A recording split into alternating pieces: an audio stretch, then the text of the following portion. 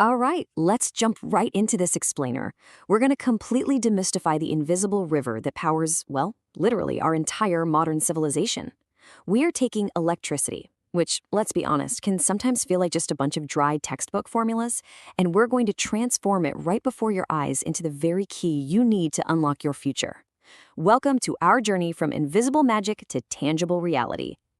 Here's our roadmap for today. We're covering the invisible river, powering everyday life, the laws of flow, circuits and systems, and finally, the future of power. Let's get right to it.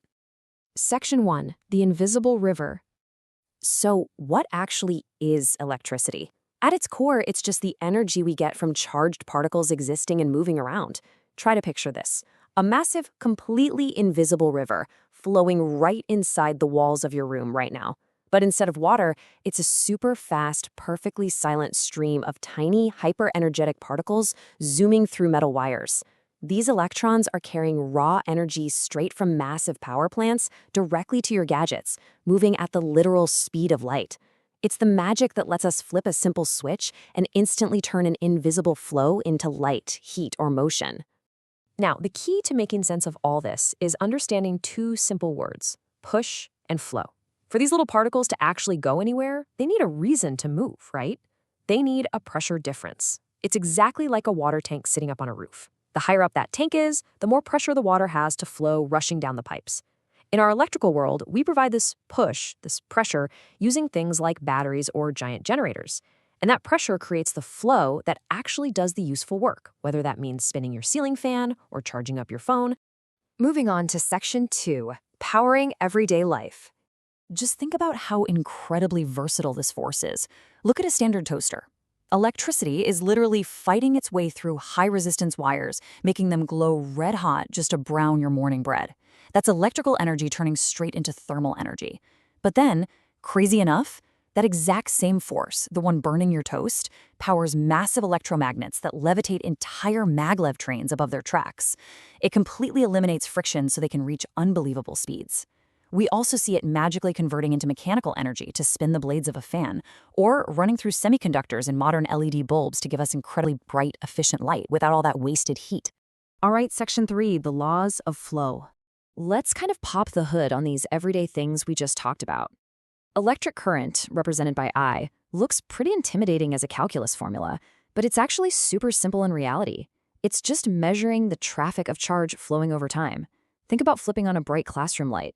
That current formula is just counting how much traffic is rushing through the wire.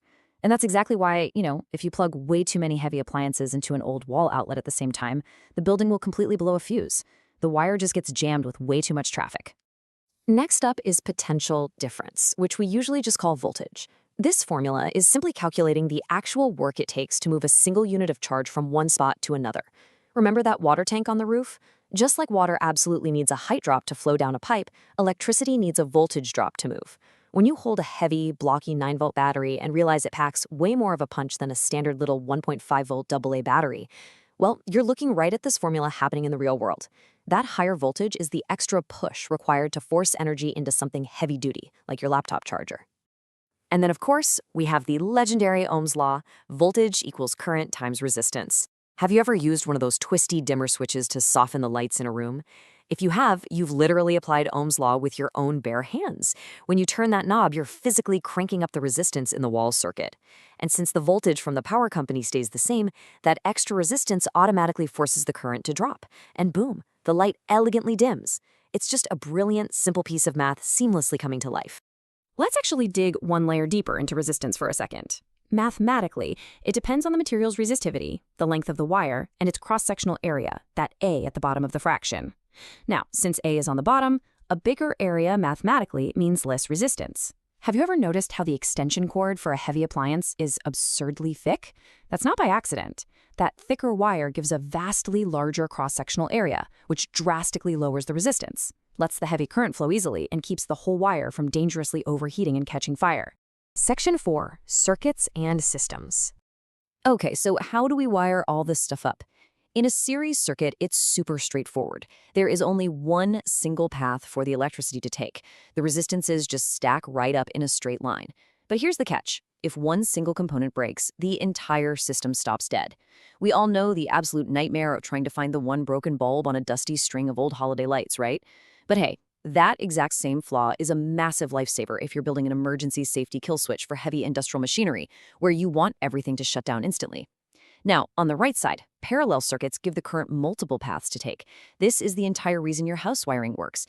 Every appliance gets the full voltage and runs entirely independently. You can walk into your bedroom and click off the light, and your TV out in the living room safely stays perfectly on. Then we have electric power, which is just voltage times current. If you flip over basically any gadget in your house and read the wattage printed on the back, you'll see this in action.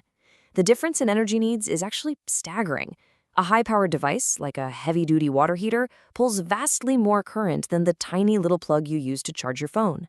And because of that massive, extreme energy demand, city building codes literally require specialized heavy-duty wiring for those specific wall outlets, just so they can handle the load safely. Which brings us perfectly to Joule's law, describing the heating effect of electrical current. Okay, if you've ever rested a heavy laptop directly on your legs while binging a movie and suddenly realized your thighs are roasting at like 35 degrees Celsius, well, congratulations, you've just physically experienced Joule's law. As current forcefully pushes through those tiny, intricate circuits over time, it naturally creates a ton of wasted heat. That's the exact reason computer engineers have to obsess over active cooling fans, just to constantly suck that heat away so your expensive processor doesn't literally melt itself into slag. But what if we need to actually store some of that energy? That is where capacitance comes in, charge divided by voltage. Capacitors basically trap energy inside an invisible electric field. You know when you take a photo with a real camera and the flash takes a few seconds to make that high-pitched whining noise while it charges up? Or when your house's heavy AC unit needs a sudden massive kick of energy just to jumpstart its big motor? They are relying 100% on capacitors to temporarily bottle up that exact charge and then dump it all out in a split second. Now, to actually map out and design these complex webs of power, we use Kirchhoff's laws. The junction rule is incredibly logical. It just says the total current going into a junction has to perfectly equal the total current coming out.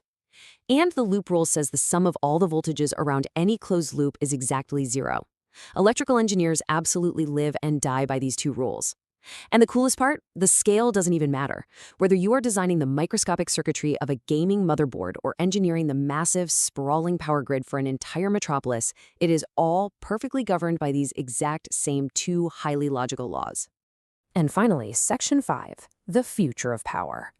Now, for any of you targeting top-tier engineering and medical schools, gearing up for incredibly tough exams like the IIT JEE, NEET, BITSAT, IISER, or NEST, these topics aren't just passing trivia. They form a massive, critical chunk of your core curriculum. Because the math here is so wonderfully logical, truly understanding the why behind potential and charge flow is your ultimate secret weapon. Once you really lock down this bedrock foundation, you'll be able to crush those terrifying circuit problems and seamlessly bridge right over into the really advanced stuff like electromagnetism and semiconductor physics. But look, way beyond the exams, this stuff is the foundation for almost every single future-facing career on the planet. Whether you want to capture the sun and wind to completely revolutionize renewable energy, design the raw physical hardware that makes artificial intelligence and robotics actually work, or dive into biomedical engineering to build life-saving pacemakers and bionic limbs, you're going to be manipulating the flow of electrons to do it. Electricity is the literal lifeblood of the EV revolution and the incredibly smart cities we are actively building right now. Mastering this invisible river gives you the sheer, unparalleled power to shape reality itself. I mean, think about it. We've gone from living by flickering candlelight to building sprawling smart cities that operate at the speed of light, purely because we figured out how to tame this flow. So, I'll leave you with the biggest question of all. As the whole world accelerates into the next massive technological revolution, are you just going to sit back and consume this power, or are you going to be the one who uses it to build tomorrow?